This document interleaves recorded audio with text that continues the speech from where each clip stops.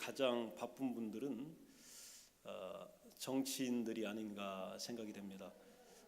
총선이 얼마 남지 않았기 때문에 이 총선을 준비하는 정치인들의 발걸음이 굉장히 바쁠 것이고, 그 중에서도 양대 진영을 이끌고 있는 리더들이 아주 눈꽃 들새 없이 바쁘다고 하는 것을 우리가 보게 됩니다.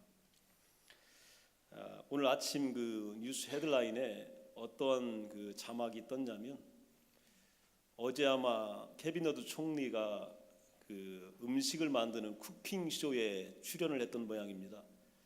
그랬더니 오늘 자막에 러드 인 프라잉 팬, 러드가 이 프라이팬에 있었다. 이 비아냥거리는 그런 제목인데 왜 그런 말이 나왔냐면, 현재 그 시리아에서 화학무기 때문에 수천 명이 죽어서 국제사회가 분노하고 또 국제적 공조가 필요해서 아마 국가안보회의를 소집해서 빨리 이 문제에 대처를 해야 했는데, 아마 이 회의가 조금 지연돼서 열렸던 모양입니다. 그래서 언론이 이 총리를 오늘 아침 굉장히 또 여러 가지로 조명하는 이런 모습을 보게 됐는데, 여러분이 총리라면 지금 선거가 급하시겠어요? 아니면 시리아에서 화학무기 사용한 게 급하시겠어요? 거기 많이 죽어갔지만 여러분이 총리 같으면 여러분의 마음도요, 지역구 찾아다니고 선거운동 하는데 아마 더 집중될 겁니다. 아무리 그게 명분이 있고 또한 옳은 일이고 또 세계사를 위해서 공헌하는 일이라 할지라도 오늘 나한테 절박한 일이 있기 마련이에요. 또 아무리 중요하다 할지라도 오늘 내가 좀 미뤄두고 싶은 일들이 있기 마련입니다. 아마 총리도 그러지 않았을까 하는 생각이 듭니다. 때로 우리 신앙생활하고요, 또 교회에 나와서 예배 드리고 예수님을 나의 구주로 고백하면서 일평생 살아오지만요, 어떤 때는요 참 불경건스러운 표현 같지만, 정말 죄송한 표현 같지만 예수님조차도 성가시고 귀찮은 분으로 느껴질 때가 우리에게 있습니다.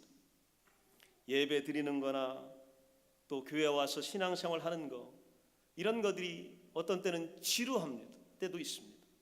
어떨 때는 나에게 지금 당장 무슨 유익이 될까라고 하는 의문을 갖게 될 때도 있습니다. 따분하게 느껴질 때도 있고, 또한 신앙생활 하다가 지칠 때도 있고, 때로는 절망해서 좀 예수님 나의 구주인 것도, 내가 영생을 소유한 것도, 또 천국에 가는 것도 다 믿고, 우리 주님 다시 오시는 거, 또 면류관 갖고 오시는 거 나 다 알고 있지만 오늘만큼은 좀 거리를 두고 싶은 그런 마음이 들 때가 있습니다. 그래서 기도도 소망도 좀 포기하고 싶을 때가 우리들 인생과 신앙 가운데 좀 있습니다. 오늘 본문에 보면 시몬 베드로가 이랬습니다. 너무 지쳐있고 오늘 피곤합니다. 밤이 새도록 고기를 잡으려고 애썼는데 아무런 소득을 거두지 못했습니다. 결과가 너무 초라하게 나왔습니다. 숙련된 어부이기 때문에, 이 베테랑이기 때문에 이럴 때는 충분히 더욱더 침울해질 만합니다. 더욱이 그 주변에 아침부터 낮 동안 예수님의 가르침을 받겠다고 많은 사람들이 몰려들어서 배 주변에 진치고 있었고, 이 사람들 때문에 좀 피곤합니다. 몸과 마음이 완전히 지쳤습니다. 소란스럽고 또 분주했고 혼란한 하루를 보냈는데, 또 밤새도록 고기를 잡았는데 고기 한 마리 잡지 못한 좌절감이 숙련된 어부에게 찾아온 겁니다. 그가 지금 하고 싶은 것은 한 가지입니다. 뭐냐 하면 다른 거 필요 없고 빨리 집에 가서 좀 쉬고 싶은 거예요. 좀 사람들에게서 좀 떠나고 싶은 것이고, 오늘 실패 현장을 좀 빨리 이탈하고 싶은 겁니다. 그리고 여기서 좀 오래 머물지 않고 빨리 좀 이동하고 싶은 거, 이게 바로 베드로의 진짜 마음이었습니다. 그런데 예수님은 이 베드로를 보시고 때로는 어이없게도 그에게 다가가셔서 뭐라고 하시냐면, 깊은 데로 가서 그물을 좀 던져라, 이렇게 말씀하고 계세요. 이 예수님의 말씀을 듣고 베드로가 5절에 뭐라고 얘기했냐면, 선생님, 우리들이 밤이 새도록 수고하였을 때 잡은 것이 없습니다. 그러나 말씀에 의지하여 내가 그물을 내리겠습니다. 이렇게 답변합니다. 이 짧은 대답 가운데는요, 베드로의 지금 심기가 뒤틀려 있어요. 이 말을 이렇게 들여다보면 베드로가 지금 예수님한테 뭔가 조금 이 가시돋친 말을 하고 있는 거예요. 냉소적인 표현을 지금 쓰고 있습니다. 왜냐하면 예수님의 정말 종이었고 예수님을 신뢰했다면 앞에 그렇게 장황하게 몇 마디 할 필요가 없습니다. 그저 예, 알겠습니다. 내가 그물을 내리겠습니다. 이렇게 하면 되는데요. 뭐라고 했냐면 우리들이 밤새 수고한 거 모르시나요? 잡은 거 우리 없습니다. 그렇지만 한 번 더 해보기는 해보겠습니다. 이렇게 말씀하신 거예요. 오늘 자신의 절망감을 표출하고 있습니다. 당신은 위대한 선생이고 또한 스승이고 당신의 말씀은 감동적이고 우리를 사로잡지만 종교 문제에 대해서는 당신이 우리를 압도하는 것이 사실입니다. 그러나 저 입장도 좀 고려해 주십시오. 저도 좀 믿어 주십시오. 제가 숙련된 어부가 아닙니까? 제가 고기잡이에 능숙한 존재 아닙니까? 저희가 밤새도록 노력했지만 아무것도 못 잡은 거 우리 예수님 좀 이해해 주시면 안 됩니까? 이러한 마음의 도전이요, 이 말 속에 포함되어 있는 겁니다. 5절을 주목해 보면, 이 말에 근거해 보면 물고기가 있는데 실력이 없거나 또 미숙해서 못 잡은 게 아니에요. 여러분, 이 짧은 단어 속에는 어떤 뜻이 포함되어 있냐면 이 바다에는 물고기가 없다라고 하는 표현입니다. 물고기 자체가 이 바다에 없다는 거예요. 그리고 물고기 자체가 이 배 주변에 우리 쪽에는 돌아다니지를 않는다. 오늘 베드로는 그렇게 설명하고 있는 겁니다. 이럴 때 우리에게는 심각한 도전과 문제가 발생합니다. 이 정도 상황에서는 어느 누구도 상황을 반전시키지 못합니다.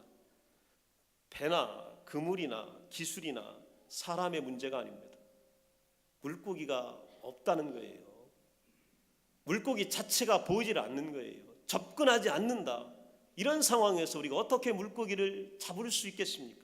우리는 이 사건의 결과를 이미 다 알고 있습니다. 저도 알고 있고 여러분도 알고 계세요. 답이 뭐가 나올지를 알고 있습니다. 6절에 보면 예수님 말씀에 의지하여 다시 한번 깊은 데에 그물을 던지니까 고기를 잡은 것이 심이 많아 그물이 찢어지는지라.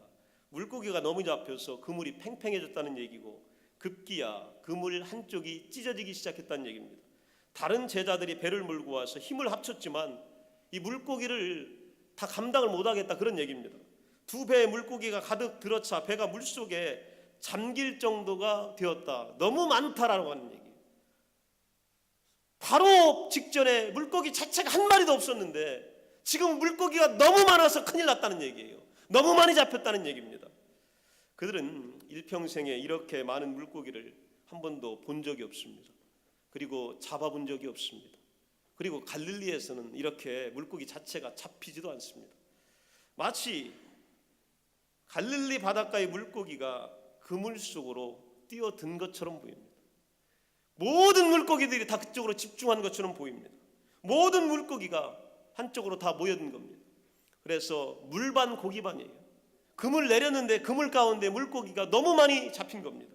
물고기들이 누가 먼저 저쪽으로 달려갈 거냐, 누가 먼저 그물에 걸릴 거냐, 누가 먼저 잡혀줄 거냐, 누가 먼저 터잡을 거냐, 이거 경쟁하는 것처럼 보입니다. 이런 상태가 되어버린 겁니다. 여러분, 예수님은 없는 곳에서 있도록 만들게 하시는 분입니다. 예수님은 무에서 유를 창조하시는 분입니다. 나의 현재 조건과 상황 능력은 현재의 심각한 문제를 내 배와 내 기술과 내 그물 가지고 내 물살 가지고는 절대로 풀어줄 수가 없습니다. 우리에게는요, 여기서 지쳤지만 성가시지만 오늘 좀 멀리 있고 싶지만 그래도 한마디가 필요합니다. 우리에게는 이 한마디가 사는 길이에요. 어떤 거냐면 깊은 데로 가서 그물을 내려 고기를 잡아라. 우리 예수님께서 우리 인생과 신앙과 여러분의 미래와 자녀와 여러분의 삶 속에 이 말 한마디를 다시 해주셔야 우리 살아납니다. 아무리 힘들어도 이 말씀 들어야 됩니다. 아무리 내가 오늘 예수님한테 마음이 안 드는 것 같아도 이 말에는 순종해야 합니다. 그래서 오늘 이 말씀에 의지하여 한 번 더 도전해야 합니다. 이 제자들은 오늘 한 번 더 도전합니다. 바닷속에 바람을 일으키셨습니다. 바다의 물길을 바꾸신 거예요. 이걸요 인간은 볼 수가 없어요. 어부라 할지라도 바닷물이 돌아다니는 속사정을 볼 수가 없는 거예요. 오늘 예수님은 바다의 바람을 만드신 거예요. 그리고 물길 자체를 바꿔버리신 겁니다. 아무도 모르는 상황을 만드십니다. 출애굽기에 보면 모세의 인도로 노예 생활을 하던 이 백성들이 애굽 땅을 떠나서 가나안 땅으로 가던 중입니다. 이스라엘 백성들에게 위기는 어떤 때 위기냐면 광야를 통과해야 하는 겁니다. 사막입니다. 사막을 통과해야 하는데 그들이 여기서 제일 힘들었던 게 뭐냐면 여기서 원망을 시작했는데 뭐 때문에 시작했냐면 먹을 것 때문에 시작합니다. 먹을 것 때문에 자기 생명을 구원하시고 노예에서 오늘 약속의 땅으로 인도하신 분, 그리고 자기를 그렇게 억눌렀던 힘있는 권세자들 앞에 자유함을 보여주셨던 위대하신 하나님을 원망합니다. 무엇 때문에? 마실 물이 없다는 거예요. 그리고 먹을 게 없다는 것 때문에 하나님을 원망하기 시작합니다. 배가 고파서 죽게 생겼다는 겁니다. 출애굽기 16장 3절에 보면 우리가 애굽 땅에서 고기 가마 곁에 앉아 있던 때와 떡을 배불리 먹던 때에 여호와의 손에 죽었더라면 좋을 뻔했다. 하나님께서 이렇게 구원해주고 나니까 목이 마르니까 뱃속에서 소리 나니까 하는 말이 뭐냐면 하나님 뭐하려고 우리 구원해 주셨습니까? 거기서 노예 생활 하다가 거기 고기 좀 얻어 먹으면서 그렇게 살다 죽으면 훨씬 나을 것을. 우리 하나님이 인간이 하는 이 소리를 들으신 거예요. 그때에 원망이 거세게 물결치기 시작합니다. 솔직히요, 며칠 지나니까 가져온 물건들이 다 떨어졌습니다. 가진 게 없어요. 어떤 사람은 쌓아놓고 안 나눠주는 게 아니라 나눠줄 것 자체가 없어요. 그리고 구하려고 하는데 아무리 사방을 둘러봐도 정말 구할 데가 없어요. 왜냐하면 거기는 생명이 자라나는 곳이 아닙니다. 사막이기 때문에 주변이 모두 다 그냥 모래투성입니다. 돌투성이에요. 구할 데가 없고 나눌 것 자체가 아예 없습니다. 이때에 이걸 보시고 하나님께서 모세에게 이렇게 말씀하세요. 그 4절에 보면 내가 너희를 위하여 하늘에서 양식을 비같이 내리리라. 이 말씀을 듣고 모세가 하나님의 말씀을 백성들에게 그대로 전달을 합니다. 뭐라고 전달하냐면 8절에 보면 여호와께서 저녁에는 너희에게 고기를 주어 먹이시고 아침에는 떡으로 배 불리게 할 것이다. 이렇게 말씀하십니다. 이게 엄청난 말씀입니다. 거기 200명이 아니에요. 2천 명이 아니라 무려 200만에서 300만 명입니다. 모든 자원이 고갈되어 있습니다. 모든 것이 다 바닥입니다. 이 상황에서 하나님께서 하늘에서 양식을 비같이 내려준다. 저녁에는 하늘에서 고깃달을 내려주고 아침에는 하늘에서 만나를 내려서 양식이 있게 한다. 그리고 온 지변에 다 덮어주겠다. 이 엄청난 말씀을 하신 겁니다. 정말 가능성과 상황을 전혀 고려하지 않는 일방적인 말씀처럼 느껴집니다. 그런데 결과가 어떻게 됐냐면요, 13절에 보게 되면 저녁에는 이 메추라기가 와서 진에 덮이고 아침에는 이 이슬이 진 위에 있더니 결과는요, 진에 덮인 거예요. 뭐가 덮였냐면 고기가 와서 덮이고 양식이 와서 지면을 깔아버린 겁니다. 이번에도 여러분 참 방법이 궁금해요. 어떻게 이렇게 만들어내셨을까? 분명히 아무것도 없는데 거기 물고기도 없고 아무것도 없었어요. 주변에 아무것도 없어요. 다 비어 있습니다.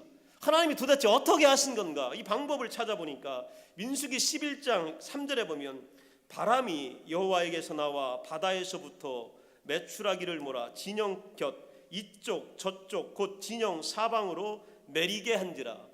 이 하늘의 바람으로 메추라기를 날아오게 한 거예요. 없었는데 저쪽에 있던 걸 하나님께서 몰고 오신 겁니다. 하늘에서 땅으로 이 살아있는 메뚜기 떼가 꼬라박히도록 한 겁니다. 땅에 떨어지도록 한 거예요. 그리고 처박히는 걸 경쟁하도록 그냥 쏟아 부어 내려버린 겁니다. 하루 저녁에 200만 명, 300만 명이 먹을 수 있는 고기를 하늘에서 그냥 쏟아 부어주신 겁니다. 하나님은 바닷속에서 바람을 일으키시고 또 물의 흐름을 바꾸시고 하늘에서 바람의 방향과 강도를 바꾸셔서 문제를 해결해 주셨습니다. 자, 그러면 이런 것들을 우리 평생에 몇 번 만날까요? 여러분 평생에 이거 한번 보신 적이 있으신가요? 여러분이 고기 잡을 때 이런 일을 경험한 적이 있으신가요? 여러분이 양식이 없을 때에 하나님께서 만나와 메추라기로 덮어주신 적이 있으시던가요? 우리 신앙생활 하다 보면 일평생 한 번 볼 수도 있고 못 볼 수도 있습니다. 아무리 하나님 견신하고 아무리 간구하고 아무리 하나님께 충성해도요, 이 어마어마한 기적을 못 보고 하나님 나라 갈 수도 있습니다. 그러면 하나님께서 이런 기적, 바람을 동원하시고 물길을 휘저으시는 이런 기적들을 우리에게 어떻게 일으키실까?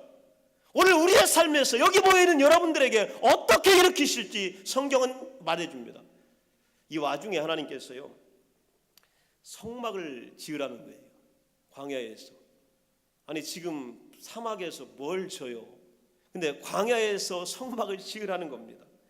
또 성막에서 제사를 지내야 되겠는데 제사 지낼 때 사용될 기구를 일일이 다 만들라는 거예요. 거기 보면요, 출애굽기 민수기에 보면 만들 게 너무 많아요.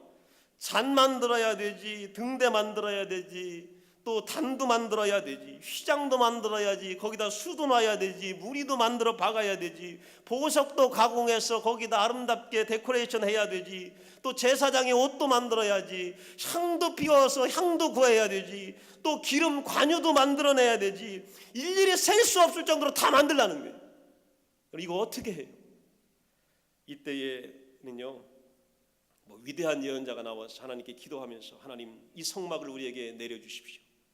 이런 게 필요한 게 아니에요. 힘이 있고 능력 있는 카리스마를 가진 리더가 나타나서 한번 기도할 때 성막이 하늘로부터 내려오는 이런 기적도 나타나질 않아요. 이거 하라는 겁니다. 오늘 사막에서 광야에서 아무것도 없는 사람들한테 도구와 물품을 잘 만들라는 겁니다. 이거 만들려면요, 최고의 디자이너 필요하고 또 보석 전문가가 필요합니다. 데코레이션 전문가 필요합니다. 기술자가 필요합니다. 석재를 자를 수 있어야 되고 목재를 구해야 되고 목재를 잘 가공해야 되는 이런 기능자들이 수도 없이 필요합니다. 안목 있는 사람들이 필요합니다. 감각 있는 사람들이 필요합니다. 그런데 이스라엘 백성들은 지금까지 뭐 하던 사람들이냐면 이렇게 살아본 적이 없는 사람들이에요. 수백 년 동안 남의 나라에서 종노릇하면서 손이 그냥 무뎌질 정도로, 손가락이 헤어질 정도로 벽돌만 구웠던 사람들이에요. 거기 땅만 파던 사람들이에요. 이런 사람들을 데려다 놓고 하나님께서 오늘 해본 적이 없는 일을, 이런 일을 해보라고 하시는 겁니다. 자, 어떻게 해결됐을까요? 출애굽기 31장 3절에 보면 하나님의 영을 그에게 충만하게 하여 지혜와 총명과 지식과 여러 가지 재주로 정교한 일을 연구하여 여러 가지 기술로 만들게 하라. 오늘 하나님께서 뭘 약속하시냐면 하나님의 영이 그에게 충만하게 되면 우리의 지혜가 생겨난다는 거예요. 이걸 어떻게 해야 될지 지식이 생겨난다는 거예요. 총명이 생겨난다는 겁니다. 재주 없던 사람들이 재주를 부리게 된다는 거예요. 손이 움직이지 않던 사람들이 아름다운 것을 만들어낸다는 겁니다. 그리고 정교한 일들을 연구할 수 있도록 도와주시겠다는 거예요. 그리고 여러 가지 기술을 부리도록 하나님이 이끌어 주시겠다는 겁니다. 오늘 하나님께서 여러분에게 물고기를 몰아주신다면 이 방법입니다. 여러분의 머릿속에 하나님께서 지혜의 물고기를 오늘 몰아줄 줄로 믿습니다. 여러분의 작은 재능, 작은 소유 가운데 하나님께서 하늘의 메추라기, 하늘의 만나를 쏟아 부어주시겠다는 거예요. 그래서 모든 일이 해결된다는 겁니다. 하나님은 놀라운 분입니다. 우리 일평생에 하나님이 직접 하신 일들, 예수께서 직접 명령하신 일들은 볼 수도 있고 안 볼 수도 있습니다. 그러나 하나님의 영이 감동되어서 저와 여러분의 마음속에, 여러분의 심장 속에, 여러분의 생각 속에 일하시게 하는 일들은 매일매일 일어날 수 있습니다. 그리고 이것들을 통하여 하나님의 일들이 이루어집니다. 오늘 성경에 보면 고린도전서 12장 8절 이하에 보면 어떤 사람에게는 성령으로 말미암아 지혜의 말씀을, 지식을, 믿음을, 병 고치는 은사를, 능력 행함을, 예언함을, 영들 분별함을, 각종 방언 말함을, 통역함을 주시겠다고 말하고 있습니다. 다른 사람이 갖고 있지 않는 것을 할지라도 내가 가진 작은 것을 통하여 하나님께서 한 성령으로 그의 뜻대로 각 사람에게 나누어 주시겠다고 말씀하고 계십니다. 오늘 하나님의 능력이 여러분에게 이렇게 임하는 줄로 믿습니다. 우리는 그래서 일하는 겁니다. 남보다 머리가 쥐진 사람은 하나님이 손을 움직이게 하시고, 남보다 발이 늦은 사람은 생각이 빠르도록 만들어 주십니다. 남보다 판단력이 뒤지는 사람은 정직하게 하시고, 남보다 어떤 때는 여러 가지 실수하는 사람들에게는요, 일으켜 세우시는 도움의 사람들을 붙여주시는 겁니다. 이래서 창조의 능력이 우리에게 복이 되는 줄로 믿습니다. 우리의 지혜 속에, 또 우리의 생각 속에, 또 손의 재주 속에, 또 판단과 선택 속에 하나님의 영의 바람이 불게 하십니다. 사도행전 9장 36절에 보면 욥바에 다비다라 하는 여제자가 있으니 그 이름을 번역하면 도르가라. 선행과 구제하는 일이 심히 많았더라.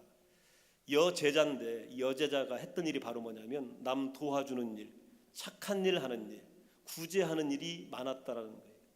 여러분, 이 제자에게는, 이 여인에게는 하나님이 이 영을 부어주신 거예요. 남을 도울 수 있도록, 선행할 수 있도록 만들어주신 겁니다. 그래서 어느 날 이 여인이 죽게 되었습니다. 죽었어요. 이제는 무덤에 가야 합니다.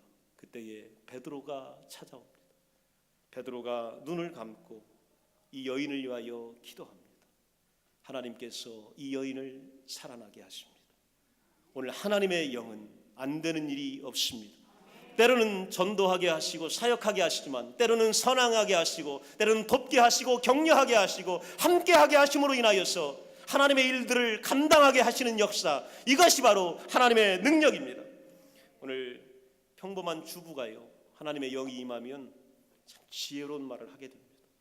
그리고요, 평범한 신앙인이요, 성경의 위대한 말을 통하여 주변의 사람들을 격려하게 됩니다.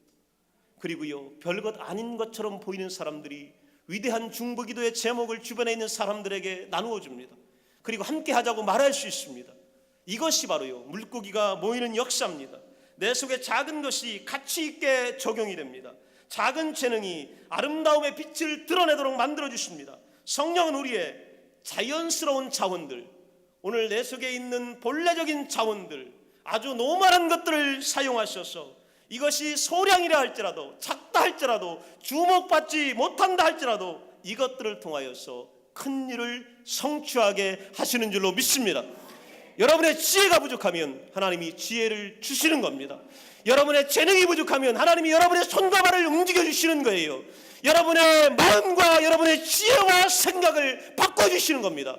그래서요, 물고기를 잡는 것보다 더 많은 성취를 일궈낼 수 있습니다.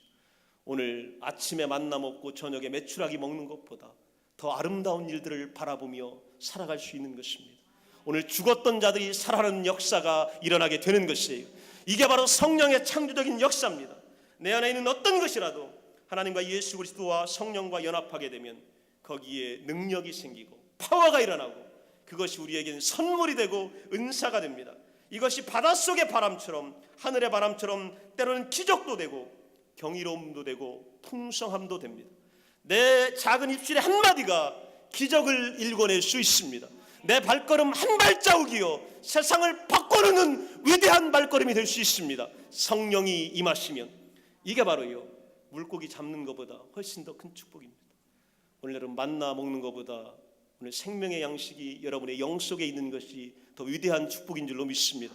성경은 여기에 대해 말합니다. 종을 위하여 기도했던 백부장에게 오늘 마태복음 8장에 보면 이스라엘 중에 아무에게도 이만한 믿음을 보지 못하였느니라. 오늘 예수 그리스도와 멀리 떨어져 있는 것처럼 느껴졌던 남의 나라 군인에게 이만한 믿음을 보지 못했다, 이렇게 말씀하실 때 어떤 일이 일어났냐면, 가라, 내 믿음대로 될지어다. 내가 원하는 것이 뭐냐? 종의 병이 낫는 것이냐? 가라, 나았다는 것이에요. 여러분, 작은 것 하나를 우리 주님은 사용하십니다. 19장에 보면 어린아이들을 용납하고 내게 오는 것을 금하지 말라. 천국이 이런 사람의 것이니라. 천국이 어떤 자의 것이냐면 어린아이같이 순박하고 아름답고 진실하면 천국을 소유하게 되는 거예요. 여러분, 천국을 위대한 뭔 일을 해서 가는 것이 아니라 그리스도와의 이 소중한 관계를 통하여 가게 되는 것입니다. 누가복음 13장에 보면 마치 사람이 자기 채소밭에 갖다 심은 겨자씨 하나를 같으니 자라 나무가 되어 공중의 새들이 그 자리에 깃들었느니라. 내가 가진 게요 요만한 겨자씨 하나를 같아요. 그런데 성령이 나와 함께 하심으로 내가 밭에 가서 심었더니 이게 뭐가 됐냐면요, 공중의 새들이 와서 안식하고 누릴 수 있는 큰 나무가 되었다. 여러분이 가지고 있는 그 어떤 작은 것이라 할지라도 하나님은 오늘 크게 만드실 수 있는 분입니다. 오늘 여러분이 가지고 있는 어떠한 기술도 하나님의 능력 가운데서 아름다움으로 표출될 수 있습니다. 그래서 요한복음 3장 14절에 이렇게 말씀하십니다. 내가 주는 물을 마시는 자는 영원히 목마르지 아니하리니 내가 주는 물은 그 속에서 영생하도록 솟아나는 샘물이 되리라. 오늘 하나님의 말씀과 성령의 능력은 고갈되지 않습니다. 제한되지 않습니다. 모자라지 않습니다. 비교되지 않습니다. 퍼다 쓰면 쓸수록 또 채워집니다. 여러분이 하나님의 능력을 사용하시고 오늘 생각하시고 말씀하시고 무언가 일을 하실 때에 하나님의 능력의 역사가 일어나는 줄로 믿습니다. 여러분, 우리 예수 믿는 사람들은 절대로 여러분의 가치를 과소평가해서는 안 됩니다. 내가 오늘 무능하다, 내가 오늘 실패했다, 가능성이 없다, 이렇게 단정하지 마십시오. 왜냐하면 내가 가지고 있는 자원은 이거는요 하나님이 쓰실 수 있는 통로가 되기 때문입니다. 오늘 이것들을 통하여 하나님은 역사하시기 때문입니다. 왜냐하면 창조주 하나님의 창조물이 저와 여러분들이기 때문에 그래요. 창조주 하나님은 말씀으로 여러분을 만드셨습니다.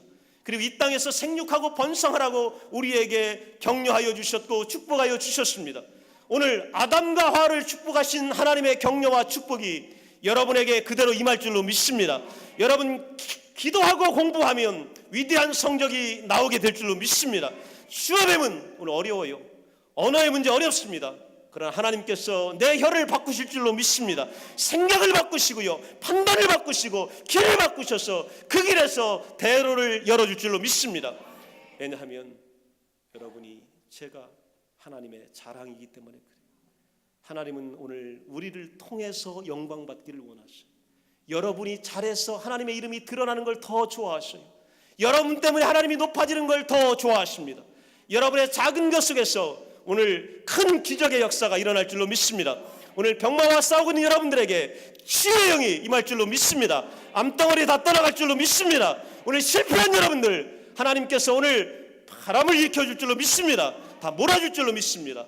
그리고 좌절한 분들에게 소망과 희망으로 함께 하시기를 간절히 축원합니다. 다 같이 일어나셔서 기도합니다.